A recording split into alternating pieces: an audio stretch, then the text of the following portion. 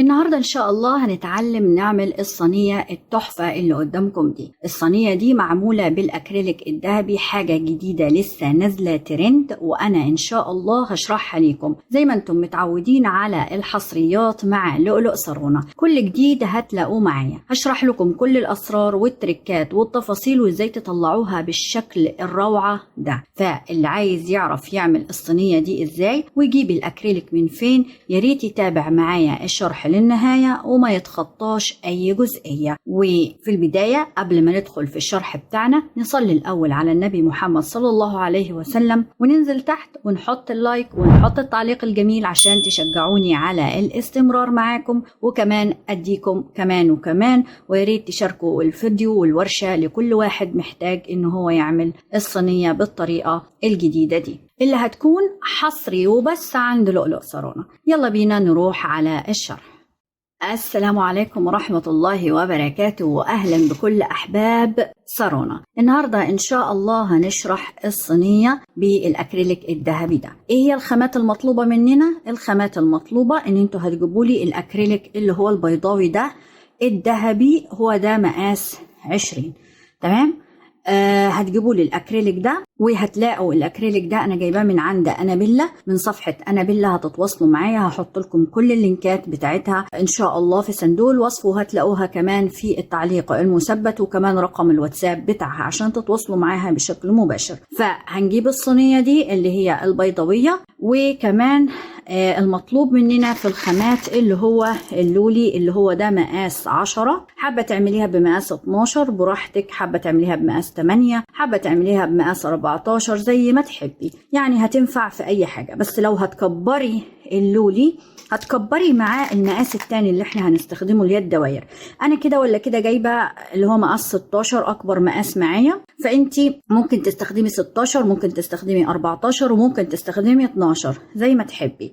بس انا حبيت اعملها بالمقاس 16 الكبير ده علشان تديها ارتفاع اكتر في الشكل بتاعها. وكمان هيكون معانا خيط، انا هستخدم خيط مقاس 70. لو انتي بالنسبه لك صعب خيط مقاس 70 كمبتدئه ممكن تستخدمي خيط مقاس 60. تمام؟ بس انا بحب الخيط ده لانه بيخلي الشغل متين معايا. طبعا اللولي هنا هو اللولي CCB علشان يعيش معانا وما يقشرش، والعميله لما تاخده منك الحاجه تعيش معاها وتكون حاجه نظيفه. فزي ما قلت لكم هتاخد معاكم اي مقاسات، يعني ممكن تخلوا بدل مقاس 10 مقاس 8 او 12 او 14، بس ما تكبريش عن 12. يعني ما انصحش ان تكون مقاس 14، خليها في رينج من 8 10 12. وهنا بقى ممكن تكبري، ممكن تخليها 14 وممكن تخليها 16. تمام؟ طيب يلا بينا نروح على الشرح على طول ومش هنتكلم كتير. يلا بينا علشان الصينية دي عايزة تركيز جامد مننا، وهنعملها بطريقة جديدة ما حدش عملها قبل كده. يلا بينا نروح علشان نعرف التفاصيل. هنجيب هنا الصينية بتاعتنا، طبعا هي بتبقى لمعتها جامدة جدا يعني. تمام؟ بيكون فيها طبقة شفافة من هنا باللون ذهبي، ومن تحت بتكون خشب. تمام؟ طيب هنعمل ايه؟ طبعا عشان احنا هنشتغل على الاخرام دي فلازم طبعا نشيل الطبقة الرقيقة دي، بس مش هنشيلها كلها. بصوا اللمعة، بصوا مراية حقيقي، بصوا حتى انتوا شايفين، بصوا كل حاجة عندي في الأوضة مراية يعني. تمام؟ فلازم وانا بشتغل عليها احاسب علشان ممكن تكشف كل حاجة عندي. تمام؟ فبصوا هي مراية بجد، بس مراية بدل ما هي مراية عادية، لا مراية ذهبي، فحاجة تحفة جدا. بصوا اللمعة والجمال اللي فيها تحفة حقيقية، يعني لما هنخلصها تشوفوا في النهاية الجمال. طبعا احنا بس هنشيل الجزئية اللي عند الخرام، هقصها زي ما كنا بنعمل في الاكريليك داير ما يدور بس ناحية الخرام، وهسيب اللي هنا عشان ما يتجرحش معايا وانا بشتغل. هخلصها وارجع لكم مرة تانية. هنقص الخيط بتاعنا. انا بحب اقصه طويل 3 متر، انت حابه تقصيه كمبتدئه مترين، متر ونص، متر، وتشتغلي براحتك. بس انا بحب اقصه طويل علشان ما اقعدش كل شويه اتوه وادخل خيط. في البدايه خالص هندخل في اي خرم من الاخرام اللي هي هنا. زي ما شفتوا انا شلت من هنا اللي هي الورقه الشفافه دي، ونظفت مسحت هنا المكان. هدخل في اي خرم، مثلا نقول دخلنا هنا في الخرم ده. بعد ما هندخل هنقوم نوسطن الخيط بتاعنا. هنوسطنه ازاي؟ هنجيب الخطين قبال بعض كده، نجيبهم قبال بعض نمسكهم، بعدين نرجع نعمل الخيط كده بايدينا، نرجع كده فيه لحد ما ايه ما يتوسطنوا، وكده انا متأكدة ان الخيط في النص بالظبط. طيب انا عندي في الاول خالص زي ما احنا بنشتغل في اي نوع اكريليك، كنا بندخل في الاول خرزة واحدة، نمسك الخيط في الاكريليك وبعد كده نشتغل غرز رباعية. يبقى انا هجيب خرزة واحدة لولي اهو، هدخلها هنا كده اهي، الخرزة دخلتها، وبعد كده ارجع بنفس الخيط اللي طالع منها عشان اعمل الحلقة بتاعتي. تمام، عملنا اهو الحلقة بتاعتنا، واجيب الناحية اللي هي الشمال ادخلها جوه الحلقة اهي كده، وابدأ بقى اربط، ادخل العقدة جوه مين اللولي اهو كده بالشكل ده، وتبت جامد جدا علشان تبقى متينة معي. طيب بعد كده هبدأ ابني على الخرزة الواحدة دي رباعية. دايما انا في شغلي الخيط اللي جوه اللي هو اليمين بدخل فيه خرزتين، والخيط اللي بره بدخل فيه خرزة، وهنا في خرزة يبقى 4 عشان اعمل الغرزة الرباعية. فهدخل في الخيط اللي جوه ده كام خرزة؟ هندخل خرزتين لولي اهو. والله انا متحمسة جدا للصينية دي، وبشتغلها لأول مرة معاكم، يعني أنا طلعت الموديل وأنا بشتغله. تمام، فإن شاء الله تطلع حلوة وجميلة زيكم كده. رجعنا الخيط تاني في الخرزة دي، نفس الخيط اللي طالع منها رجعنا عملنا الحلقة بتاعتنا. نجيب الخيط اللي هو في الناحية الشمال، ممكن تدخلي الخرزة قبل ما تدخلي الخيط في الحلقة، بس أنا زي ما انتم متعودين بحب أدخل الخيط الأول وبعد كده ابدا ادخل اللي هي اللولي اللي فاضله معايا. تمام، اظن ان انتوا خلاص حفظتوا طريقتي، الناس اللي متابعاني من زمان عارفه الطريقه بتاعتي. ادخل بس الخرزه تحت الحلقه اهم حاجه، وابدا اربط الحلقه بتاعتي. طيب بصوا يا جماعه، في ناس تقعد تقول لي هو الاكريليك فيه كام خرم ومش كام خرم. انا بصراحه ما بعدش بالامانه، انا بشتغل على حسب اللي قدامي. ازاي الكلام ده؟ يعني انا مش هعد، انا لسه هعرف دلوقتي وهياخد مني كام غرزه. فانا دلوقتي اهو عملت اول واحده اهي. تمام، هاجي اجيبها كده عند الصينيه واشوف الخرزه دي هنا اهو، بصوا اهي قريبه من الفتحه الخرم ولا لا؟ قريبه منها، يبقى انا هدخل الخيط اللي هو من بره فيها. لو بعيده، لو دي بعيده يعني كانت دي بدأ هنا ما فيش خرم وكان الخرم هنا، فهعمل ايه؟ لا هشتغل واحده كمان ولحد ما اوصل لحد مكان الخرم. فانا بصراحه مش بعد، انا بشتغل على حسب ما بشوف قدامي الشغل. في خرم قريب من الخرزه دخلت فيه، ما فيش خرم قريب من الخرزه بشتغل غرزه كمان لحد ما اوصل للخرم. تمام، يبقى انا كده الخرم قريب اهو، تحتيها على طول اهو، شايفينه اهو الخرم ده اهو، وهي اهي تحتها على طول. يبقى انا على طول اقوم اشيل الخيط اللي تحت ده، اثبت بقى بيه الغرزه في الاكريليك. ازاي بثبتها؟ بجيب كده، شايفين اهو الخيط اللي هو ده اللي هو من بره. تمام، انا بشرح بالتفاصيل عشان لو في ناس مبتدئه معايا. تمام، اللي هو الخيط اللي هو من بره، واجي في الخرم اللي بعده اللي هو ده، وادخل ادخل الخيط فيها. تمام، بس كده واسحب. تمام، بس ادخل الخيط هنا بقى عشان بنثبت الغرزه في الاكريليك. تمام، بعد ما دخلناه هل ندخل كده وخلاص؟ لا، نرجع مره تانية في نفس الخيط ده، نرجع اللي هو الخيط اللي بره ده اللي احنا دخلناه في الخرم هنا، ارجع ادخله فين؟ في الخرزه دي اللي هي الخرزه اللي بعمل فيها العقده بتاعتي اهو. لو هتستخدمي خرز 8 استخدمي خيط مقاس 60. ماشي، او مدخل كده. تمام، حابه من البدايه تستخدمي 60 ما فيش مشكله خلاص، وادخل كده وارجع ثبته فين؟ في الاكريليك. تمام، اجي اشتغل بقى اللي بعديها بنفس الطريقه، 2 يمين وواحده في الناحيه الشمال، يبقى 2 لولي اهو، 1 2، وارجع تاني اعمل الحلقه بتاعتي في نفس الخرزه اللي طالع منها الخيط. تمام، الحلقه اهي، اجيب الخيط الناحيه الشمال كده، ادخل فيه وارجع ادخل اللولي اللي فاضله معايا. ماشي. واللولي بقى ندخلها تحت فين؟ تحت الحلقة بالظبط كده، وابدأ ادخل العقدة دي جوه اللولي دي اهو كده.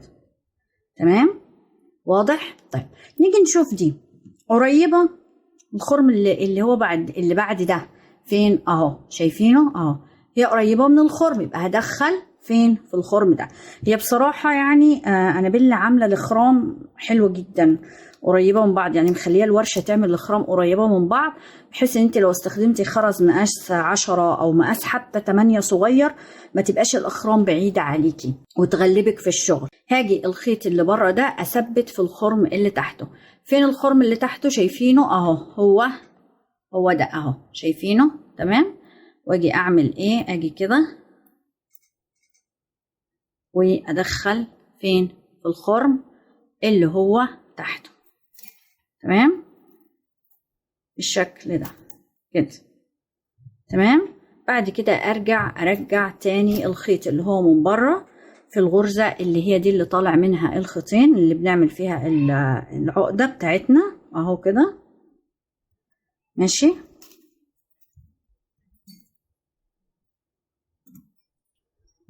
جميل جدا كده. انا ثبت الغرزة رقم 2. اكمل. انا هشتغل كده عشان اوريكم لو فرضا كانت الغرزة معدية الخرم تثبتي فين، عشان مش في كل مرة هتكون الغرزة قريبة من الخرم، ممكن تكون الغرزة معدية الخرم، فتعملي ايه بقى؟ هتحطي في الخرم اللي بعده. هنشوف دلوقتي. هنحط برضو هنا اهو خرزتين. تمام. وارجع تاني كده. ماشي. اعمل الحلقة بتاعتي، اجيب الخيط الناحية الشمال اهو، احط اللولي في الناحية الشمال.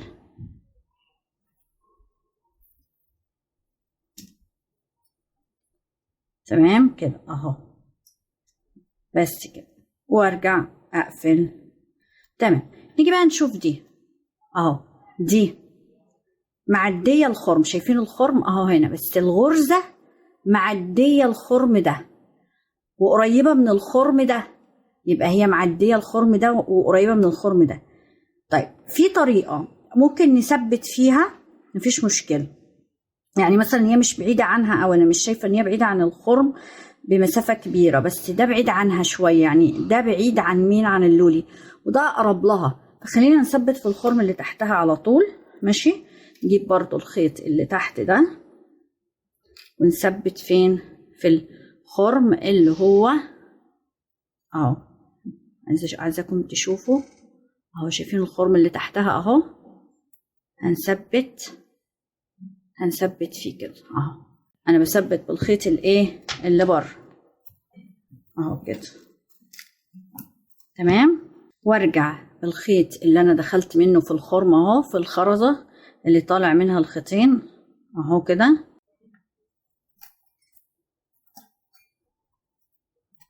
اهو شايفين اهو، ثبتها فين؟ في الخرم. تمام. اشتغل اللي بعديها كده واشوف. فانا ماشيه معاكم اهو واحده واحده، علشان ايه؟ هوريكم لو فرضا ظهرت معايا مشكله اني الخرزه بعيده تماما عن الخرم اللي تحتها، هندخل في انهي فتحه. تمام. يبقى انا عندي هنا اهو خرزتين دخلتهم هنا.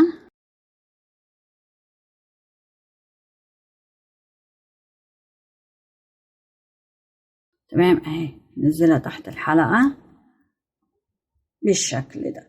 طيب تعالوا بقى نشوف دي نظامها. دي الخرم برضو القريب منها اهو. يبقى انا هنا الخرام دي الحمد لله اتأكدت ان انا كل خرم تحت الخرزة بالظبط. تمام. مش هحتاج ان انا افوت خرم وادخل في اللي بعده. الخرام متقسمة بالظبط بحيث ان كل غرزة ده بقى في مقاس 10. لو كبرت المقاس 12 ممكن تظهر معاكي المشكلة ان الغرزة معدية الخرم اللي تحتها ورايحة للخرم اللي بعده، فتقومي تثبتي فين؟ في الخرم اللي بعده. انا طبعا هكتر الغرز وهشتغل على كل خرم عشان تبقى مريحة معايا، يبقى الشغل مريح معايا. لو حصل ان الغرزه كانت معديه، يعني وانا بشتغل الغرزه دي معديه الخرم قوي، يعني قريبه للخرم اللي بعده، هثبت في اللي بعده. لو هي قريبه من الخرم اللي تحتها فهثبت في الخرم اللي تحتها. يبقى هنشتغل بنفس الطريقه، هكمل للنهايه واجي لكم هنا وهقول لكم في النهايه هل خدت معاني على اشتغلت على كل خرم، ولا في اماكن سبت الخرم اللي تحتها ورحت للخرم اللي بعديها. ده انت بتقدريها في الشغل، مش هتفرق كتير. فاهمين قصدي؟ على حسب الاكريليك معاكي وعلى حسب المقاس الخرز. زي ما قلت لكم مقاس الخرز كان كبير، كل ما يكبر كل ما هيكون في اماكن هتحطي في الخرم اللي تحتها واماكن هتحطي في الخرم اللي بعدها، على حسب هل الغرزه معديه الخرم او تحته. يعني بص اهي الغرزه اهي تحتها الخرم على طول، فانا هثبت فيه الغرزه اللي بعدها. لو الغرزه اللي بعدها معديه الخرم بمسافه وكانت قريبه من الخرم اللي بعده فهثبت في الخرم اللي بعده. فانت على حسب الاكريليك بتاعك، على حسب تقسيمه الاخرام معاكي هتشتغلي. هشتغلها واجي لكم هنا في النهايه واقول لكم هل اشتغلت على كل خرم ولا سبت خرام ورحت في اللي بعدها. هقول لكم بس عشان ما يكونش الفيديو طويل، لان احنا شرحنا فكره الاكريليك كتير جدا. تمام؟ فالفكره سهله، هنا 2 وهنا 1 ونثبت بعد كده في الخرم. هشتغلها وارجع لكم لما نيجي نقفل اخر غرزه. بصوا بقى قبل ما اكمل، ظهرت معايا المشكله ان الخرم، حبيت يعني اصورها لكم، ان الخرم اللي تحتها اهو، بصي ده الخرم اللي تحتها المفروض، بس الغرزه ابعد منه والغرزه اقرب للفتحه اللي بعدها. فهقوم هنا بقى افوت خرم، يعني ما ادخلش بقى في الخرم اللي تحتها، لا لان بصوا ركزوا معايا، الخرم اللي تحتها اهو، الخرم اللي تحتها بعيد قوي عليها. مين الاقرب؟ اللي هو الخرم اللي بعدها. فهنا بقى هثبت في الخرم اللي بعده. هي دي اللي انا قلت لكم لو قابلتكم تعملوا ايه. فلما ظهرت معايا حبيت اصورها لكم قبل ما اكمل الشغل. يبقى احنا هنا هنعمل ايه؟ هنثبت، بنسيب خرم اهو وهنثبت في الخرم اللي بعده.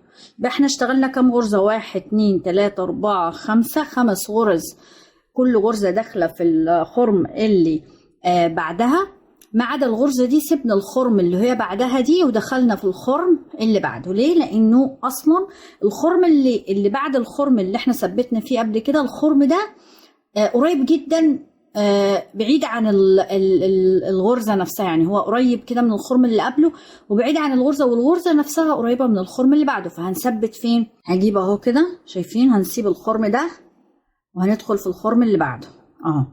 ليه؟ لان الخرم اللي هو ده بعيد خالص عن الغرزه والغرزه قريبه من الخرم اللي بعده، فاحنا ثبتنا فين؟ في الخرم ايه اللي بعده. تمام كده. ونرجع تاني كده في الغرزه دي اهي. يبقى انا كده هنا بدات اعمل الحركه اللي هي اني بسيب خرم واثبت في الخرم اللي بعده. امسكي بس الخيط كده عشان ما يكعبلش معاكي وانت بتشتغلي، لان اسوأ حاجه في الخيط انه يكعبل معاكي في الشغل، بالذات لما يبقى طويل اهو. تمام. هاجي اشتغل اللي بعدها، هوريها لكم برضو واشوف هتدخل في انهي خرم، هل الخرم اللي بعدها ولا هنفوت خرم. فانت بقى بتقدري تحددي مع الشغل زي ما قلت لكم، الخرم قريب من الغرزه ولا بعيد. يبقى ثبتي في اللي بعدها، قريب يبقى ثبتي فيه، يعني الخرم تحتها على طول ثبتي فيه على طول. تمام. فهي مش محتاجه حفظ، مش محتاجه اقعد اقول لكم بعد مثلا 4 5 غرز فوتي خرم او اشتغلي غرزتين في خرم، لا مش محتاجه الكلام ده. وانت بتشتغلي هتعرفي تدخلي امتى في ده، لما تكون الاخرام واسعه قوي فتدخلي غرزتين في نفس الخرم، ده لما يكون الاخرام بعيده قوي. لكن هنا الاخرام قريبه جدا من بعض، فمش هنحتاج لموضوع ان احنا نثبت غرزتين في خرم واحد. هنا هنحتاج ليه ان احنا نفوت اخرام لو كان الخرم زي ما شفتوا كده، يعني كان الخرم معدي الغرزه او مش تحت الغرزه على طول، لا جاي كده سابقها، فساعتها نثبت في الخرم اللي بعده. بصوا هنا اهي الغرزه فين الخرم اهو، يبقى هنا في دي هفوت خرم ولا لا؟ هنا في دي اهي، شايفين ده الخرم اللي احنا ثبتنا فيه الغرزه اللي قبلها، دي بقى واصله لحد فين؟ الخرم اللي بعدها. يبقى هنا مش هنفوت خرم زي دي هنا فوتنا خرم اهو، بصوا من هنا اهو هتبان، هنا فوتنا ايه؟ خرم، لان كان الخرم ده بعيد عن الغرزة. شايفين الغرزة اهي، فكان بعيد، فبما انه بعيد سيبنا خرم وثبتنا في اللي بعدها. لكن هنا الغرزة اهي، شايفينها اهي الغرزة اهي والخرم تحتها على طول، فهثبت فين؟ في الخرم اللي تحتها على طول بس. وهنشتغل بنفس الطريقة بقية الصينية.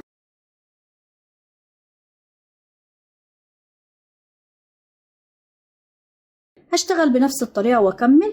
تمام، هكملها وارجع لكم لما نيجي نقفل هنا. اهو وصلنا خلصنا. شايفين شكلها تحفة ازاي؟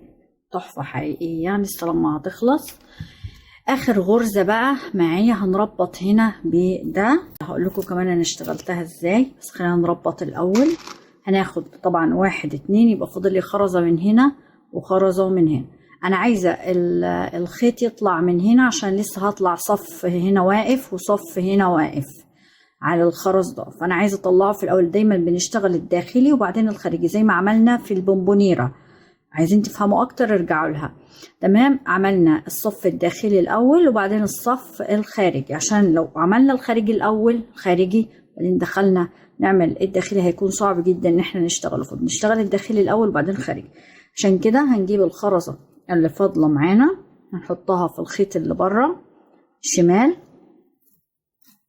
كده، وبعدين اجيب الخيط ادخله في الخرزة اللي هي دي.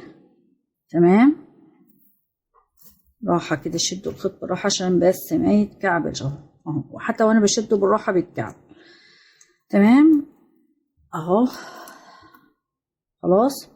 وبعد كده من هنا بقى هيتفضل معايا خرزة احطها يمين او شمال مش هيفرق معايا اهو. طبعا الخيط خلص معايا ودخلت خيط جديد. طيب افرضي وانت بتشتغلي الخيط خلص وعايزه تدخلي خيط جديد تعملي ايه؟ انا خلص معايا هنا، عملت ايه؟ عملت زي ما احنا بنشتغل في العادي. ربطت هنا وبعدين توهت الخيط وبعدين جبت خيط جديد ودخلته في مكان ما انا وقفت. تمام، واجيب الخيط اللي هو الناحيه التانية. خليني اجيب الصينيه كده وابدا اشد جامد جدا واثبت الشغل بتاعي. هتلاحظوا ان هي اصلا ثابته مش محتاجه انها تتثبت في الاكريليك اصلا. تمام خلاص، احنا كده الخيط ده الداخلي هنرجع نشتغل عليه تاني ونشتغل داير ما يدور الصينيه. طيب احنا دلوقتي سيبنا من اللي فوق، احنا عايزين نشتغل اللي تحت. بس انا هقول لكم انا اشتغلت ازاي هنا ده الاول افهمه لكم. بصوا يا جماعه، احنا بدأنا تقريبا من هنا او من هنا تقريبا، كانت اول واحده هي دي اول واحده. اشتغلنا 1 2 3 4 5 5 غرز في كل خرم، وبعدين جينا هنا سيبنا ايه خرم. بعد كده 1 2 3 4 5 6 وسبت ايه بعد الغرزه السادسه اهي سبت هنا خرم. بعدين هنا بصوا سبت فين خرم فين اهو هنا. بعد كام غرزه؟ بعد 1 2 3 4 5 في الغرزه السادسه سبت خرم. على فكره هي مش قاعده ثابته، بس انا بقول لكم الاماكن اللي سبت فيها خرام، والاماكن اللي انا سبت فيها خرام هي الاماكن اللي كانت الغرزه معديه الخرم. يعني الغرزه دي معديه الخرم ده هنا، معديه الخرم ده، يعني الغرزه دي شايفينها معديه الخرم ده واصله للخرم اللي بعده، فثبتها في الخرم اللي بعده. حتى لو بصيتوا هتلاقوا فعلا الغرزه معديه، هي مش هتبان دلوقتي، فمعديه الخرم ده وواصله قريبه من الخرم ده.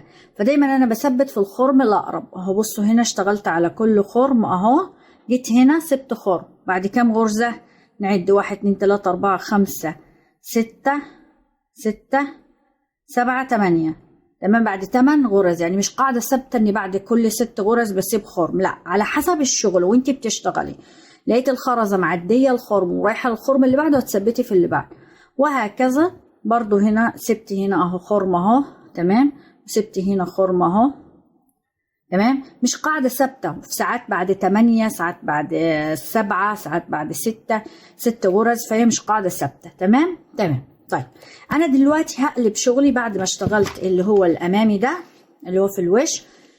هنشتغل زي ما اشتغلنا هنا بالظبط. هنجيب خيط جديد هجيبه لكم دلوقتي ونبدا نشتغل. جبت الخيط اهو، انا قصاه 4 متر عشان يكفي معايا، لان 3 متر ما كفاش، فانا قصيته هنا 3 ونص 4 بتقصي. هنشتغل زي هنا بالظبط. يعني المكان اللي انا دخلت فيه الخرم، مثلا انا هدخل من هنا واثبت خرزة وابدأ اشتغل 4. تمام. هنبدأ مثلا من المكان اللي بدأنا منه، كان من هنا. تمام، كان من هنا. طيب المكان اللي بدأنا منه الشغل بالظبط كان من هنا. هنشتغل هنا غرزة وهندخل في الخرم ده الغرزة، وندخل في الخرم ده في الخرم ده في الخرم ده في الخرم ده، بعدين هنيجي هنا برضو هنسيب خرم ونشتغل هنا. يعني زي ما اشتغلنا الصف ده او الوش ده، هنشتغل الوش ده. تمام. يبقى هجيب الخيط بتاعي وادخله من مكان ما بدأت. مش شرط، عادي ممكن تدخلي من اي مكان، بس انا عشان امشي بالترتيب هاجي بقى ايه هنا، هجيب الخيط اهو وادخل من الخرم ده اهو. ممكن تلاحظوا شويه صعوبه كده شويه في الاول، بس الدنيا هتبقى تمام. بس ما تدخليش من هنا بقى، جيبيه من هنا عشان تعرفي ايه تدخليه في الخرم اللي هو ده كده. تمام. ثواني، لا يبقى من هنا احسن. ادخله من هنا، اشد بس الخرز بتاعي ده كده لتحت شويه، ايوه، عشان يطلع معايا مظبوط. تمام. ونوصل الخيط بتاعنا، نجيب كده الخيطين قصاد بعض ونبدأ نشد ايدينا كده بحيث ان احنا نوسطن الخيط بتاعنا. طبعا الخيط طويل جدا فممكن يكعبل في الشغل. لا، لو انت لسه مبتدئه ما انصحكيش تقصي زيي. وسطنا خيطنا. طيب في ملاحظه ان ساعات وانت بتشتغلي، احنا دايما قلنا بنربط دايما بالخيط اللي بره، وانت بتشتغلي ساعات بيقصر معاك الخيط اللي بره لان انت بتلفي بيه كتير. فتعملي ايه؟ مره تثبتي من الخيط اللي بره ومره تثبتي من الخيط اللي جوه. هوريها لكم دلوقتي وانا بشتغل. يعني ايه؟ هنوسطن الاول الخيط، مره هنشتغل بالخيط اللي بره ومره هنشتغل بالخيط اللي جوه، نثبت في الاكريليك. ليه؟ عشان الخيط ما يقصرش من ناحيه. فاهمين قصدي؟ يعني ما يقومش الخيط واحنا بنشتغل نبص نلاقيه من ناحيه قصر قوي. وحتى لو لقيتيه من ناحيه قصر، يعني من بره قصر، اعكسي. بدل ما بتثبتي في الخيط اللي بره او من الخيط اللي بره اللي بتلفيه على الاكريليك، لف الخيط اللي جوه على الاكريليك بحيث ان انت تشتغلي دايما بالخيط الاطول. تمام. هفهمكم دلوقتي. فانت من البدايه عشان المشكله دي ما تظهرش اصلا، اشتغلي مره تربيط من الخيط اللي بره ومره من الخيط اللي جوه. في البدايه طبعا احنا بناخد خرزه واحده، بنثبت خرزه وبعد كده بنبني عليها الغرزه الرباعيه زي ما اشتغلنا الوش الاول. تمام كده. تمام كده. نجيب الخيط الناحيه الشمال، شده دخله جوه الحلقه بتاعتي وثبته في الاكريليك. بعد كده ابدا ابني بقى الغرز الرباعيه بتاعتي. هندخل طبعا في الخيط اللي هو في اليمين اللي هو من جوه خرزتين بعد ما ثبتنا طبعا دي. شايفين اهو زي ما اشتغلنا الوش اللي فوق بالظبط، بس انا دلوقتي هشتغله تاني معاكم عشان تفهموا هنعمل ايه بالظبط، وازاي مره هنربط بالخيط اللي جوه ومره هنربط بالخيط اللي بره عشان الخيط ما يقصرش معانا واحنا بنشتغل. تمام. يبقى كده، وهجيب الخيط الناحيه التانيه اهو. تمام. اجيب الخيط اللي هو ده كده، عفوا اجيب الخرزه الناحيه التانيه وادخلها فين؟ تحت الحلقه كده. تمام. وثبت العقده جوه اللولي كده. طيب دلوقتي اثبت بقى زي ما ثبت. مره هثبت في الخيط اللي بره ومره من الخيط اللي جوه عشان الخيط وانا بشتغل ما يقصرش معايا. فهجيب بقى الخيط اهو. انا دلوقتي هثبت من الخيط اللي بره. اجيب الخيط اللي هو من بره اهو، ماشي، وابدا اثبت فيه. هنا كنا ثبتنا دي في هنا، يعني ثبتنا في الخرزه اللي بعدها على طول، ما فوتناش خرزه. فهثبت برضو بنفس الطريقه كده اهو. هندوس كده على اللولي من تحت كده عشان اقدر ادخل الخيط بتاعي كده. تدوسي عليه كده، ماشي، بحيث انك توسعي لايدك. تمام كده. دخلها. هتلاقوا صعوبه في الوش ده بس هو هيتعمل اهو. دخلنا الخيط اللي بره اهو من الخرم، وارجع مره تاني بالخيط فين؟ في الخرزه عشان نثبتها، اللي هي الخرزه اللي طالع، اللي هي دي اللي طالع منها الخيطين. تمام. زي ما اشتغلنا تحت بالظبط اهو كده. هي نفس الفكره، مفيش اي حاجه جديده. تمام اهو. امسكي بس الخيط من هنا عشان وانتي بتشدي ما يكعبلش، وشدي بالراحه خالص. تمام. بس كده كده احنا اهو بنشد كده من اليمين ومن الشمال، ثبتناها. تمام. نيجي بقى نشتغل اللي بعديها. هنحط برضو 2 لولي في الخرزة اللي هي في الخيط اللي هو من جوه اليمين اهو كده. هرجع بالخيط مرة تانية اعمل العقدة بتاعتي. تمام كده. وبعدين اجيب الناحية اللي هي الشمال اهي، هدخلها. تمام. وبعدين ادخل اللولي اللي فاضله معايا في الخيط اللي هو ده الشمال هنا اهو كده، نزله تحت الحلقة واقفل العقدة، دخلها جوه اللولي. دي برضو متثبتة فين؟ على طول في الخرم اللي بعده، مفيش اي زي يعني نشتغل فوق زي تحت. هنا في الخرم اللي بعده على طول، ما سيبناش اي خرام. احنا سيبنا فين؟ سيبنا هنا. يبقى انا هثبتها في الخرم اللي بعده.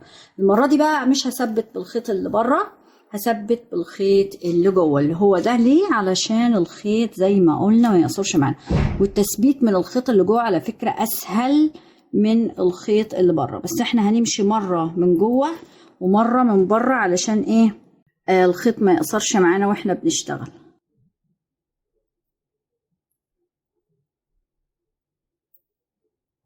تمام. هو طلع اهو.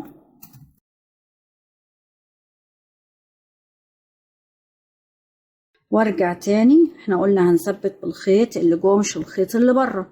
وارجع تاني الخيط اللي جوه ده بعد ما دخلته في الخرم وطلعته، ارجع ادخله تاني في الخرزه دي اللي طالع منها الخيطين كده. هتتعبوا شويه في الوش ده يعني علشان في خرز من تحت فبيضايقنا شويه، بس بالصبر وكده هتظبط معانا ان شاء الله. تمام.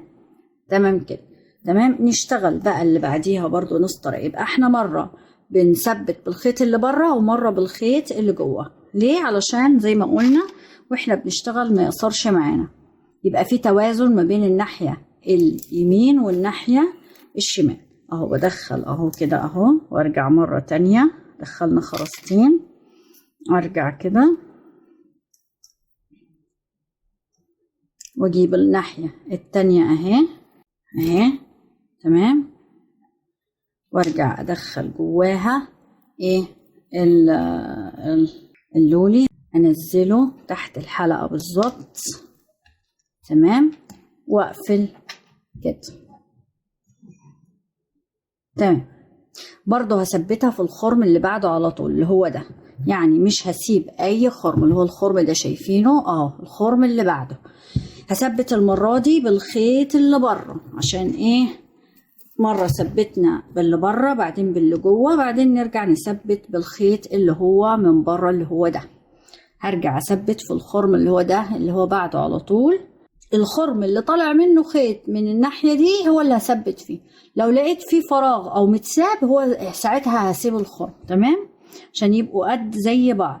طبعا هعمل هشد الخرز كده، انزله يعني اشده، اضغط عليه لتحت كده بحيث ان انا وانا بدخل جوه الخرم يدخل معايا الخيط بسرعه. اهي دخلت اهي. تمام. وابدا اشد خيطي بالراحه عشان ما يتكعبلش معايا. تمام. اهو دخلناه ونرجع الخيط اللي هو من بره. والله الوش ده صعب جدا يعني عشان ما يبقى في امانه ومصداقيه في توصيل المعلومه. صعب بس يعني عايز صبر شديد يعني. بس عشان لو انت عايزه بقى تطلعي صينيه محترمه استحملي بقى. تمام. نرجع تاني في الخرزه دي بالخيط اللي هو من بره وندخله تاني. تمام. اهو كده كده الدنيا ظبطت معايا خلاص. نبدا نكمل شغلنا. انا هشتغل معاكم لحد المكان اللي انا فوتت فيه خرم علشان تكونوا فاهمين الدنيا. بعد كده انا هشتغلها مع نفسي علشان بس ما يطولش وقت الفيديو ويبقى اهدار للوقت على الفاضي في شرح احنا شرحناه اصلا، يعني احنا فهمنا الفكرة. اهو خرزتين هنا ونرجع تاني كده. ماشي. لو لقيتي ان الخيط انك تثبتي في الخيط اللي بره صعب انك ترجعي تدخليه هنا، فاشتغلي بالخيط اللي من جوه، وانا بفضل اشتغل بالخيط اللي من جوه. لو قصر معايا بقى الخيط ساعتها ابدا اربط او اثبت بالخيط اللي بره. تمام، عشان فعلا صعب الخيط اللي بره بيبقى صعب عشان وجود الخرز هنا، لكن الخيط اللي جوه سهل اثبت، اسهل من اللي بره لان الخرم اهو قدامي انا شايفاه، لكن من الخيط اللي بره انا الخرم مش شايفاه. فانا بقول لكم كل حاجه او صعوبه او مشكله انا بتواجهني وحلها ايه، عشان انت وانت بتشتغلي مثلا انت مش عارفه تثبتي الخيط من بره صعب، فخلاص خليكي من من الخيط اللي جوه تثبتي فيه، وانتي بتدخلي الخيط من البدايه ما توسطنيهوش، لا خلي الخيط اللي من جوه اطول من الخيط اللي بره، لان الخيط اللي جوه هو اللي هتربطي فيه الخرز بالاكريليك، فخلي اللي بره اطول من اللي خلي اللي جوه الخيط اللي جوه اطول من الخيط اللي بره. تمام، واشتغلي كله ربطي من الخيط اللي هو من جوه. تمام، لان انا كنت عايزه اعمل حركه اني ابدل ما بين الخيطين زي ما عملت هنا برضو وانا بشتغل لقيته قصر معايا، فقمت بدلت، بدل ما بقيت اربط من بره بقيت اربط من جوه لحد ما بقوا الخيطين قد بعض. وبعد كده لما الاقي المكان اللي الاقيه قصر ابدل، لقيت اللي جوه بقى اقصر من اللي بره يبقى اشتغل باللي بره، اللي بره اقصر من اللي جوه اشتغل باللي جوه كده. لكن هنا مش نافعه، انا جيت اطبقها اني ادخل هو من بره، هنا صعبه جدا، يعني فعلا معاناه ان انا ادخل من بره واثبت من بره، فمن جوه اسهل. فانت لما تيجي تدخلي الخيط في الاول هنا وتثبتي قبل ما تثبتي الخرزه الاولانيه طولي الخيط اللي جوه. تمام، دي نقطه مهمه جدا لان هو اللي انت هتثبتي فيه. بصوا بقى سهل بقى، انا دلوقتي هثبت برضو في دي مش هفوت اي خرزه. بصوا بقى هنا انا شايفه الخرم، فسهل جدا ان انا ارجع اثبت الخرز فين؟ في الاكريليك بمنتهى البساطه اهو انا شايفاه، بس ازق شويه كده الخرز عشان يديني شويه مسافه اقدر ادخل منه الخيط بس كده اهو. تمام، هتلاقيه هيطلع ما بين الخرز مش مشكله. هقول لكم دلوقتي هتعملي ايه عادي، المهم ان انت بس تطلعيه من من الخرم نفسه. التريكات دي والله صدقوني مش هتلاقوا حد يشرحها لكم. تمام، انا طلعته اهو هتلاقيه طلع ما بين ما بين الخرز. انا بشرح لكم بمنتهى الامان، احنا مش عايزينه كده، لان انا لو لما هاجي بقى ارجعه تاني في الخرزه لما هاجي ارجعه تاني في الخرزه دي هيقوم يمشي ما بين الخيط ده وده، احنا مش عايزينه. تقومي تعملي تقومي تجيبيه اهو طلع ما بين الغرزه، تقومي ترجعيه تاني، تدخلي كده وترجعيه كده اهو. هتلفي شويه وتتعبي شويه في الشغل، بس المهم انك في النهايه هتطلعي شغل مظبوط. خلاص كده انا رجعته تاني، ابدا ادخله فين؟ في الخرزه اللي هي دي. تمام، زي ما قلت لكم هي هغلبكم شويه بس في النهايه النتيجه هتكون ممتازه. تمام، عشان اثبت بقى الغرزه فين؟ في الاكريليك بتاعي اهو، ثبتت بمنتهى البساطه. اعيد تاني في الاعاده افاده، اجيب الخيط اللي هو ده احط خرزتين اهو،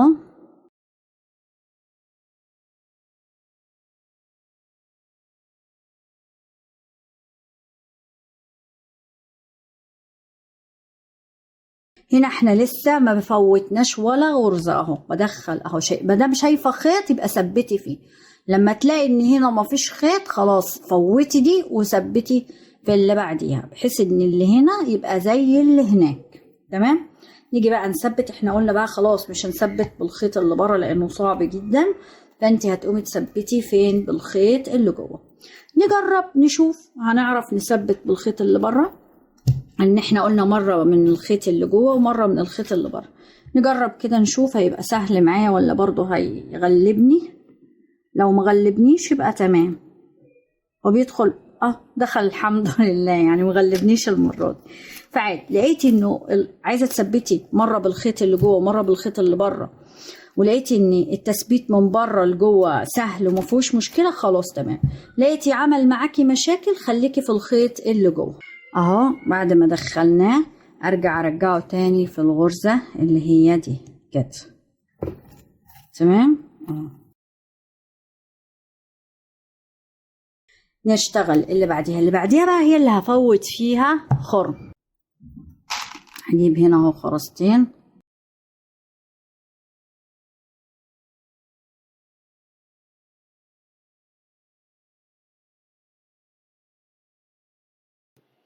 زي ما قلنا شايفين هي اصلا من نفسها ثابتنا، يعني حتى انت مش محتاجه تبصي. اهي بصي هنسيب هنا الخرم اهو، ده هي كده واللي كده هنثبت هنا.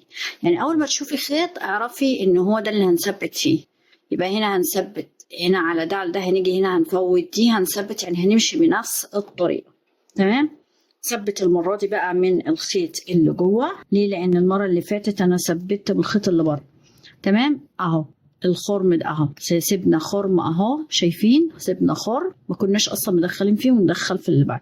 هي من نفسها بتشاور لك وبتقول لك دخليني في الخرم ده، يعني حتى من غير ما يكون باين خيط اصلا. هاجي كده عادي هسحب، بس اشد الخرز لتحت كده عشان وانا بطلع من الخرم ما يدخلش ما بين الخرز. فرضا دخل مفيش مشكله. ها المره دي الحمد لله ما دخلش ما بين الخرز اهو، الدنيا متسهله اهي. انا بقول لك كأسوأ احتمالات لو حصل كده، لو حصل كده والله مشيت معاكي تمام خلاص تمام اشتغلي. لقيت الدنيا كعبلت دخل ما بين خرز عمل الخيط، انت تعرفي تظبطي دنيتك خلاص. اهو خلينا نشوف بس طالع من فين. اهو طالع بالظبط اهو مظبوط اهو، ما فيهوش مشكله، ما طلعش ما بين الخرز زي المره الاولانيه. المره الاولانيه لما جيت طلعته راح طلع ما بين هنا بين الاربع خرزات دي الغرزه الرباعيه. فلو طلع من هنا ارجعي رجعيه دخليه من هنا تاني وطلعيه عشان يطلع كده. تمام. عشان تربطي هنا بده. تمام. نجيبه بقى اللي هو الخيط اللي هو الداخلي ده ونرجع. يا رب تكون الفكره وضحت معاكم. ونرجع مره تانية فين هنا اهو. تمام. عشان اثبت فين الغرزة في الأكريليك بتاعي. تمام. بس كده. وهشتغل بنفس الطريقة كده كده كده. المكان اللي فيه خيط هثبت فيه، لما الاقي مكان فاضي هسيبه واروح للي بعده واكمل للنهاية واقفل هنا زي ما قفلت هنا. هخلصها وارجع ليكم عشان اوريكم بعد كده هنعمل ايه. انا شرحت بمنتهى الدقه والتفاصيل. زي ما قلنا مره هتثبتي بده ومره هتثبتي بده. لو لقيتي ان التثبيت بالخيط الخارجي او اللي بره صعب خليكي ماشيه بالخيط اللي هو من جوه. تمام. هكملها وارجع ليكم مره تانيه.